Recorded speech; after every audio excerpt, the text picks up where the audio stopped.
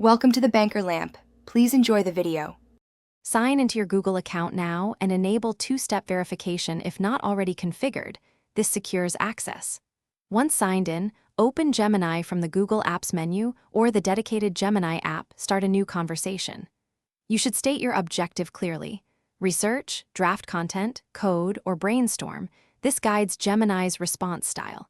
Make sure to pick the model size or mode if available, because different modes optimize for creativity versus precision, and that choice affects length, tone, and citations. Now focus on prompt design. Tell Gemini who it should be and what constraints apply, like act as a technical editor, 300 words bullet list. This frames its approach. Provide examples or specific data to reduce ambiguity. Once Gemini responds, evaluate structure and ask targeted follow-ups to refine details. Use progressive disclosure. Start broad, then add constraints or sample outputs for accuracy. Make sure to compare versions and pick the response that best matches your goal, and save helpful prompts for reuse.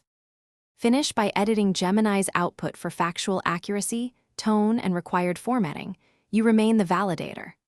Once satisfied, export or copy the result into your workflow, and if you rely on critical data, verify sources independently.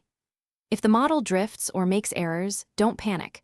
Reprompt with explicit corrections, counterexamples, or a step-by-step constraint list to steer behavior. One key troubleshooting tip: reduce scope and ask for numbered steps. This often fixes hallucinations and improves reproducibility. Thanks for watching. If this was helpful, leave a like and consider subscribing. See you next time.